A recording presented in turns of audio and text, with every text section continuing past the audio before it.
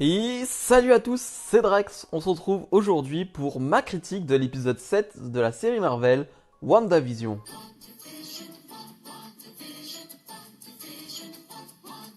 Je rappelle qu'on s'était quitté la semaine dernière lorsque Vision a essayé de quitter le dôme, mais Wanda s'en est aperçue et donc va agrandir ce dôme pour le récupérer. On va retrouver aussi quelques agents du SWORD qui vont se faire absorber et qui vont devenir des membres d'un cirque. Je vais parler rapidement de la partie la plus ennuyeuse de l'épisode, si je puis dire, bien évidemment, où Vision va retrouver Darcy, va lui faire reprendre sa conscience et vont essayer de retrouver Wanda, mais Wanda va tout faire pour qu'il n'arrive pas, c'est-à-dire qu'ils vont être dans un véhicule et à chaque fois il va se passer quelque chose pour qu'il soit ralenti tout simplement. Il y a des enfants qui vont passer, il y a des travaux qui vont arriver. Bref, c'est vraiment juste pour occuper Vision et Darcy dans cet épisode parce que il va se passer d'autres choses dans cet épisode très important et tu sens qu'on ne veut pas mettre Vision tout de suite dans la confidence, dans ce qui se passe réellement, dans l'action directe. Donc on trouve un stratagème, là c'est un stratagème d'écriture je trouve plutôt, pour que Vision ne soit pas directement dans l'action. Donc déjà on a un épisode qui rend hommage à The Office. Alors je ne l'ai pas vu cette série mais voilà, je suis allé voir les avis, je suis allé voir ce que les gens en disaient, donc c'est bien un hommage à The Office.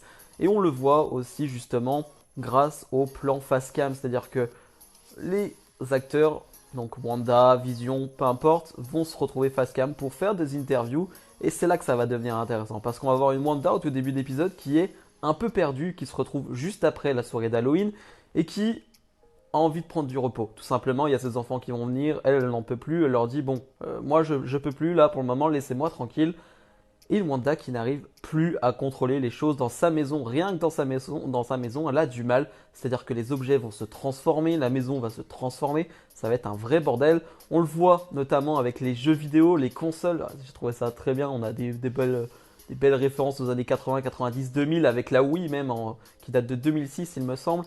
Donc voilà, on voit qu'il y a un gros problème, que Wanda a plus en plus de mal à contrôler tout ce qui se passe. Monica Rambeau de son côté avec Jimmy Woo se retrouve avec une partie du Sword qui voilà, est un peu à part, hein, une partie qui n'est pas avec Hayward. Et en fait, on s'était demandé qui était la personne qu'elle avait appelée, qui était la personne euh, qu'elle avait appelée en renfort. On avait plein d'hypothèses, Talos, sa fille, Captain Marvel hein, même. Et finalement, non, il semblerait que ce soit juste une amie caporale ou quoi que un truc comme ça, je ne sais pas trop, mais voilà, du Sword tout simplement.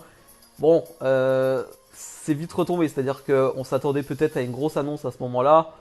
On l'a pas eu. Hein. On l'a pas eu, on l'a eu plus tard, mais on l'a pas eu à ce moment-là. Et donc une Monica qui va essayer de passer à travers ce dôme, de rentrer dans ce dôme pour aller voir Wanda, qui va utiliser un véhicule, ça ne va pas fonctionner, et une Monica qui va y aller tout simplement elle-même. Voilà, toute seule, comme une grande.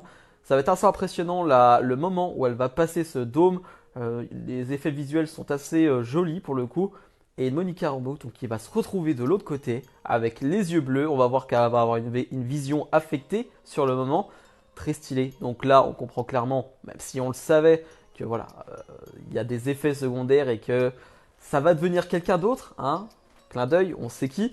Mais voilà, j'ai trouvé ce moment très stylé en tout cas. Wanda va confier ses deux enfants à Agnès.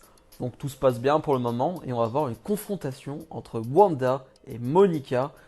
C'était assez épique pour le coup parce que Wanda pense vraiment prendre le dessus tout simplement parce que elle ne se doute pas des transformations qu'a eu Monica. Et finalement Monica qui va réussir à tenir la dragée haute à Wanda. Alors sur quelques secondes bien évidemment. C'est-à-dire que Wanda va vouloir la projeter. Mais Monica tranquillement va revenir au sol. Ça va être assez joli à voir. Et voilà, j'avoue que j'ai eu quelques frissons à ce moment-là. Et surtout, à ce moment-là, tu te dis, yes, un affrontement, ça va être super. Enfin un peu de baston, tout simplement. Et bah non, Agnès va arriver et va prendre Wanda sous son aile, va la ramener chez elle. Donc tu sens qu'il y a un truc qui se trame, tu sens qu'Agnès n'a pas envie que Wanda pas se réveille, mais disons que voit la vérité en face tout simplement. Et elle n'a pas envie de la voir se confronter à Monica. Monica qui pourrait tout simplement lui dire et lui rappeler la vérité. Et donc on se retrouve dans la scène finale de cet épisode. La scène que j'ai préférée de tous les épisodes, c'est vraiment ma scène préférée. Et celle qui m'a fait le plus flipper. Wanda donc va se retrouver chez Agnès et va se demander où se trouvent ses enfants. Eux qui sont censés être chez Agnès. Wanda va se retrouver dans le sous-sol. Et là, tu sens qu'il y a un truc qui cloche. Il y a une atmosphère, il y a un décor très particulier. On voit quelques références au diable. Et Wanda ne va pas trouver ses enfants. Mais Agnès, qui va être là et qui va dire: ah, Wanda, bon, je dois te dire qui je suis. Je suis Agatha Harkness. Moi, il n'y a pas que toi qui es magicienne. Et elle va nous expliquer tout ce qu'elle a fait depuis le début. Et là, les frissons, franchement, les frissons total. Elle va t'expliquer tout ce qu'elle a fait depuis le début à chaque fois, comment elle a arrangé les choses, comment elle a fait venir Pietro. C'est elle qui a fait venir Pietro. On la voit derrière, tranquillement, en train de boire. C'est génial. C'est juste magnifique. On se demandait pourquoi du Pietro était là. On se demandait. Et voilà, elle nous répond. Et j'ai trouvé ça génial. Elle va même te dire qu'elle a tué Sparky. Ah, c'était très touchant et très blessant à ce moment-là. Elle te le dit comme ça, sans pitié, hein, sans gêne. J'ai tué Sparky. Bref, ce moment, c'était génial. Vraiment, c'est mon moment préféré de la série. Des frissons total. Alors, on pense du coup, enfin, c'est elle qui contrôle Wanda entre guillemets, je ne sais pas. Mais il y a beaucoup de références au diable. Donc, est-ce qu'on peut encore parler de Mephisto dans cette série? Je ne sais pas encore. Est-ce que c'est simplement Agatha Harkness qui est là? Voilà, beaucoup de questions. Pas de réponse, mais en tout cas, j'ai adoré cette scène. C'était génial. Bref, en bilan, c'était génial. Vraiment, c'est mon épisode préféré déjà parce que les 5-6 dernières minutes, quoi, je veux dire, c'est trop épique. C'est trop génial. Donc, je suis obligé de le mettre dans mon épisode préféré, tout simplement. Et comme d'habitude, on n'a qu'une hâte, c'est de voir la suite. Là, encore plus avec les révélations, avec Agatha Harkness et tout ce qui peut se passer et tout ce qui va se passer. L'épisode, là, pour le coup, était de 38 minutes. J'espère que ça sera encore plus long pour les deux derniers. En tout cas, vraiment, ce serait cool hein, qu'on ait vraiment des épisodes plus longs. J'imagine que ce sera plus long aussi parce qu'on n'aura peut-être pas des références à d'autres séries. Ou on n'aura peut-être pas ce truc sitcom, je pense, pour les deux derniers.